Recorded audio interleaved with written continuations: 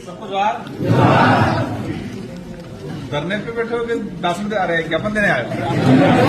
ज्ञापन देने आए थे पर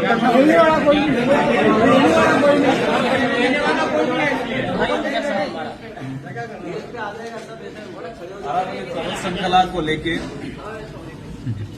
सुप्रीम कोर्ट का जो जजमेंट आया, सरकार की सिफारिश पर, उस जजमेंट के खिलाफ राजस्थान सहित पूरे देश के अंदर एक सोशल मीडिया हो, सड़क के माध्यम, हर प्रकार से देश लेवल पे इस जजमेंट के खिलाफ आंदोलन हो रहा है। और उसी की कड़ी में प्रतापगढ़ जिले के समस्त सामाजिक संगठनों के पदाधिकारी द्वारा दिल प्रदेश मुक्ति मोर्चा के नेतृत्व में आज प्रतापगढ़ जिला मुख्यालय पर जो ज्ञापन कार्यक्रम किया जा रहा है, इसमें सभी समुदाय, सभी सामाजिक संगठनों का सहयोग है। जब ये बात मैंने सबसे पहले सदन में उठाई थी और उदयपुर संभाग स्तर पे प्रेस कॉन्फ्रेंस की थी, इसकी विस्तृत जानकारी दी थी, आप तक सभी तक पहुंची होगी। उसमें मैंने स्पष्ट कहा था कि अरावली प्रबल श्रृंखला हमारे जो अगर ऐतिहासिक पृष्ठभूमि के आधार पर समझे, भौगोलिक दृष्टि से समझे, तो बताया जाता है कि 2 से 2.5 अरब वर्ष पुरानी ये अरावली प्रबल श्रृंखला है और गुजरात से लगा के राजस्थान, हरियाणा और दिल्ली तक ये करीब 700 किलोमीटर के आसपास पर अरावली प्रबल श्रृंखला है। और इसमें सबसे ज्यादा हिस्सा राजस्थान में आता है और राजस्थान के अंदर भी सबसे ज्यादा हिस्सा अपना जो अनुसूचित क्षेत्र है, डूंगरपुर, बांसवाड़ा, प्रतापगढ़, राजसमंद, सोलंबर, सिरोही, इस जिले में आता है। अब इसको लेके कई प्रकार के तर्क वितर्क आ रहे हैं। इसको लेके विपक्ष माने हम या फिर अन्य पार्टियां, सत्ता पक्ष के लोग भी अपना तर्क दे रहे हैं। राजस्थान के मुख्यमंत्री जी भी कह रहे हैं कि मैं राजस्थान का बेटा हूं, अरावली को उखड़ने या अरावली को तहस होने से बचाऊंगा। इस विभाग से संबंधित मंत्री हैं भूपेंद्र यादव जी, इन्होंने भी प्रेस कॉन्फ्रेंस किया है। अब इस जो सब्जेक्ट है, इस सब्जेक्ट को दोनों दृष्टि से जो विपक्ष है पुरजोर तरीके से इसका विरोध कर रहा है। सत्ताधारी पार्टी के जो लोग हैं वो उसके बचाव में लग रहे हैं कि ऐसा कुछ नहीं है, ये सब माहौल बिगाड़ा जा रहा है, ये भ्रम पैदा किया जा रहा है। अब जो निष्पक्ष आदमी है वो सोच रहा है कि सच्चाई क्या है। जो मंत्री जी हैं, मुख्यमंत्री जी हैं, वो कह रहे हैं वो सही है, या फिर राजकुमार रोत या राजकुमार रोत जैसे जो विपक्ष में बैठे हुए वो लोग कह रहे हैं वो सही है। जो निष्पक्ष या साधारण आदमी है, कंफ्यूज है, हकीकत क्या है? हकीकत जो मैं समझा, सुप्रीम कोर्ट का जो जजमेंट आया,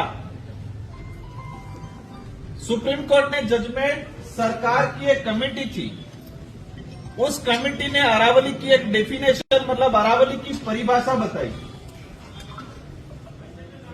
खनन को लेके हाईकोर्ट में पहले केस चल रहा था, इसके बाद सुप्रीम कोर्ट में गया तो चीफ जस्टिस जो गवई थे अभी रिटायर्ड हो गए, इनके साथ 2 अन्य जज थे, 3 लोगों की बेंच ने इस पे सुनवाई की और सुनवाई या डिसीजन जो दिया वो सरकार की सिफारिश पे सरकार को कहा था कि आप कमेटी बना के अरावली की परिभाषा बताओ कि अरावली किस तरह से है, वर्तमान स्थिति क्या है, इसको कितना संरक्षित रखना चाहिए, कितना सेंचुरियां हैं, कितने अभ्यारण्य हैं, कितने पे खनन करने की जरूरत है या कितने को खनन के लिए अलाउ करने की जरूरत है। केंद्र सरकार ने मेरी जो जानकारी में 4-5 लोगों की कमेटी बनाई और इस कमेटी में सरकार के जो लोग थे या सरकार का जो अधिकारी था, फॉरेस्ट का अधिकारी था, पर्यावरण डिपार्टमेंट का जो सेक्रेटरी था, ऐसे ही लोगों की कमेटी बनाई और उद्योगपतियों के इशारों पे, खनन माफिया, भूमाफियों के इशारों पे इस कमेटी ने एक परिभाषा बता के दी कि अरावली यहां से यहां तक है, अरावली में इतने इलाके में पहले से माइनिंग अलॉट है और इतने इलाके में और माइनिंग की जरूरत है या भविष्य में कर सकते हैं। तो अरावली 100 मीटर मतलब 100 मीटर से ऊपर वाली पहाड़ी है उसी को अरावली माना जाए, बाकी 100 मीटर से नीचे वाली जो पहाड़ी है उसको अरावली नहीं या अरावली का हिस्सा नहीं मान के उसको खनन के लिए लीज पे देने का प्रावधान कर सकते हैं। ये सरकार ने सिफारिश की और इसी सिफारिश के आधार पर सुप्रीम कोर्ट ने फैसला दे दिया कि अरावली पर्वत श्रृंखला में 100 मीटर से ऊपर वाली जो पहाड़ी है उसी को अरावली पर्वत श्रृंखला का मुख्य हिस्सा माना जाएगा, उसी को संरक्षित किया जाएगा। यहां पर किसी भी प्रकार की माइनिंग अलॉट नहीं की जाएगी। सुप्रीम कोर्ट ने फैसला दे दिया। अब सरकार कह रही है, हम कह रहे हैं कि सुप्रीम कोर्ट का जो जजमेंट है उसमें है कि अरावली की जो लंबाई कहां से नापेंगे, अब આપણે કાળજા કઈ જગામાં નાપી પડે એમ કઈ मंत्री जी है भूपेंद्र यादव जी का भी आया कि जो अरावली जैसे उदाहरण बताया, पेड़ जो है पेड़ ऊपर से दिख रहा है, उसकी जड़ नीचे भी है, तो ठेठ जड़ से नापा जाएगा। मतलब जो पहाड़ है उस पहाड़ की लंबाई ठेठ नीचे जड़ इसका है वहां से नापा जाएगा। लेकिन जजमेंट में ऐसा नहीं है। जजमेंट में कह रखा है भूतल, वर्तमान जो जमीन पे हमें दिखाई दे रहा है उससे 100 मीटर की हाइट को नापा जाएगा। समुद्री तल से बात नहीं है, भूतल की बात है। और इस हिसाब से स्पष्ट है कि टोटल 13,000 के आसपास पहाड़ियां हैं अरावली पर्वत श्रृंखला में, जिसमें हमारे प्रतापगढ़ की सीतामाता है और आसपास के इलाका भी आ गया, हमारा ये जलारा भी आ गया। और 13,000 के आसपास आइडेंटिफाई पहाड़ियां हैं। तो 100 मीटर की पहाड़ी मात्र 1,000 है, 1,1200 के आसपास। इसके अलावा माने 11,500 से 12,000 के आसपास पहाड़ी 100 मीटर के नीचे की। अब सरकार कह रही है कि ऐसा नहीं है। सुप्रीम कोर्ट का जजमेंट कह रहा है कि धरातल से मापा जाएगा, मंत्री जी कह रहे हैं कि नीचे जड़ से मापा जाएगा। तो ये कोई छोटा मोटा या 1-2 दिन में समाधान होने वाला मामला नहीं है। और ऐसा भी नहीं है कि सुप्रीम कोर्ट ने फैसला दे दिया हम विरोध नहीं करेंगे तो 1-2 साल में अरावली खत्म हो जाएगी, ऐसा भी नहीं। ये धीरे धीरे इसका दुष्परिणाम 20, 25, 30 साल बाद आएगा। एक पत्रकार हैं, एक टीवी चैनल पे आते, मैं नाम भूल रहा हूं, जब दिल्ली में केजरीवाल जी की सरकार थी तो वो कह रहे थे कि केजरीवाल जी क्या कर रहे हैं, उनको संज्ञान लेने की जरूरत है, दिल्ली में प्रदूषण बहुत फैल गया। रजत शर्मा कि दिल्ली में प्रदूषण फैल रहा है, वो दिल्ली सरकार जिम्मेदार है, केजरीवाल की सरकार जिम्मेदार है। 2 से 3 बार केजरीवाल की सरकार ने कुछ नहीं किया, इसलिए अरावली मतलब प्रदूषण दिल्ली में फैल रहा है। अब क्या कह रहे हैं कि अरावली की वजह से दिल्ली में प्रदूषण फैल रहा है, क्योंकि अरावली फैली हुई कटोरे की तरह दिल्ली है क्या। तो अब आप लोग कंफ्यूज रहते हो कि हकीकत क्या है, कौन सही है कौन गलत है। अब जिस आइडियोलॉजी का आदमी है तो उस आइडियोलॉजी का आदमी जो कहता है वही सही लगता है। आज मेरी विचारधारा, मेरी आइडियोलॉजी है, मेरे कनेक्टिविटी है, तो मैंने जो कहा वही सही मानोगे आपको। अब यहां खड़ा है वो किसी और मेंटेलिटी का है तो उसको मेरी बात गलत लगेगी। लेकिन हमें ऐसे इंसान बनना है कि राजकुमार रोध भी कोई गलत कह रहा है तो उसको तार्किक तरीके से इसका विरोध करना है। करना क्या करना है? राजकुमार रोध भी कोई ऑथेंटिक मतलब बिना ऑथेंटिक चीजें या झूठी बात फैला रहा है। अब मैंने ये जो बात बताई, इस बात पे आप भी गूगल पे एआई का जमाना भी आ गया, इधर इधर सुप्रीम कोर्ट का जजमेंट भी इधर इधर वायरल हो रहा है, उसको भी पढ़ सकते। तो यह स्पष्ट है कि आज जो गतिविधियां सुप्रीम कोर्ट ने जो डायरेक्शन दिया है उसका दुष्परिणाम आने वाले 25-30 साल बाद होगा। तो हमारी तो जिंदगी निकल जाएगी, लेकिन आने वाली पीढ़ी के लिए खत्म हो जाएगी। अब ये लड़ाई बाप पार्टी है, बिल प्रदेश मुक्ति मोर्चा अकेले की भी नहीं। अब शुद्ध ऑक्सीजन मिल रही है तो बाप वालों से मरे है तो मरे नहीं मरती, सब में मरे। ये लड़ाई किसी एक समाज की ऐसा भी नहीं है, सबकी है।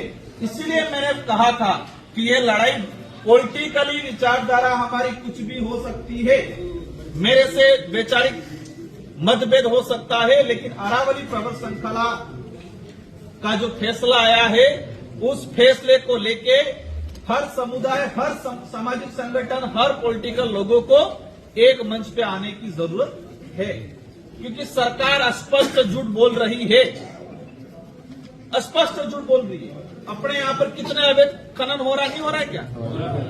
बाबरो ट्रैक्टर वाला अब अधिकारी ने अवैध खनन पे कार्रवाई करो, थानेदार आधार हो करी, बाबरो ट्रैक्टर लेके बोला तूने पकड़ी, बस फोटो किसी नाकेंगे, हमने अवैध बिजली खनन हो रहा था, इस पे कार्रवाई। बड़े को नहीं मारेंगे, बड़े को, अब बड़े को मारने जाएंगे तो बेचारा इनकी दिक्कत होगा, क्योंकि वो तो सीएमओ में पहुंच रखता है, सीधी हो जाए क्या हो जाए, अब इनकी भी मजबूरी है। तो ये सिस्टम जो है, क्योंकि राजस्थान के मुख्यमंत्री जी बने, 200 दिन का अभियान, 100 दिन का अभियान चलाया। क्या अभियान चलाया था? अवैध खनन, अवैध बजरी के खिलाफ। आपको ध्यान नहीं होगा, अधिकारियों को सबको ध्यान है कि 100 दिन या 150 दिन में भूल रहा हूं कि इतने दिन में पूरे राजस्थान में अवैध धंधे चल रहे हैं, अवैध खनन चल रहा है, इस पे कार्रवाई करेंगे। हुई कार्रवाई, पर किस पे हुई? हुई कार्रवाई। जो बड़ा उद्योगपति था, जो किसी पहाड़ को खोद के क्रेशर, अनलीगल तरीके से क्रेशर गट्टी लगाई है, पत्थर निकाल रहा है, वहां से जो बड़ा निकाल रहा था, उसकी जो मशीन लग रही है, एलएनटी लग रही है, वो क्रेशर प्लांट, उस पर कार्रवाई नहीं हुई। वहां से पकड़ के जो ट्रैक्टर वाला किसी के घर पे डालने के लिए जा रहा है गट्टी, उस पर पकड़ा, अवैध खनन, वो आपकी कार्रवाई। ये यहाँ नहीं, पूरे राजस्थान में चंबल नदी है, चंबल नदी में बड़े बड़े उद्योगपति, बड़े बड़े लोग, इन पे कार्रवाई नहीं हुई। भाई आपने जो जड़ तो पकड़ाई और गरीबों को मार डाला। यहाँ प्रतापगढ़ अकेले में नहीं, पूरे राजस्थान में हम देखते हैं, भरतपुर, अलवर, सब जगह यही सुनने में आ रहा है कि छोटे छोटों को मारा ताकि बड़े पनप पाए। तो इस लाइन पे अपन ज्यादा नहीं जाएंगे। आज हमारा ज्ञापन का कार्यक्रम है। भाई कह रहे थे कलेक्टर मैडम जब भी आते ज्ञापन नहीं लेते, ऐसा नहीं है। जो अधिकारी होता है इस पे कई काम जिम्मेदारियां होती है। आज किसान दिवस पे कार्यक्रम चल रहा है राजस्थान के हमारे मुख्यमंत्री जी का, इस पे मैं ज्यादा नहीं बोलना चाहूंगा, इसलिए उनको वहां जाना हुआ, मेरी भी बात हुई है उनसे। तो एसडीएम साहब है वो ज्ञापन ले लेंगे, और हमें इनसे नहीं लड़ना है, हमें सिस्टम वालों से लड़ना है। हमें किससे लड़ना है? कोई दिक्कत नहीं, थोड़ी बहुत लड़ाई लड़नी भी पड़ती है, नहीं लड़नी पड़ती है, बोले एक लिमिट दायरे में रह के। तो ये जो जन जागृति है, ये गांव गांव फले फले सरकार को एहसास कराना है कि तुम जिस जल जंगल जमीन को संसाधन समझते हो, उस जल जंगल जमीन को हम हमारा पूर्वज समझते हैं और उसकी रक्षा हम करेंगे, एहसास कराना। यही होता है कि जो संसाधन समझते हैं, हमारी जो पहाड़ी है, हमारी नदियां हैं,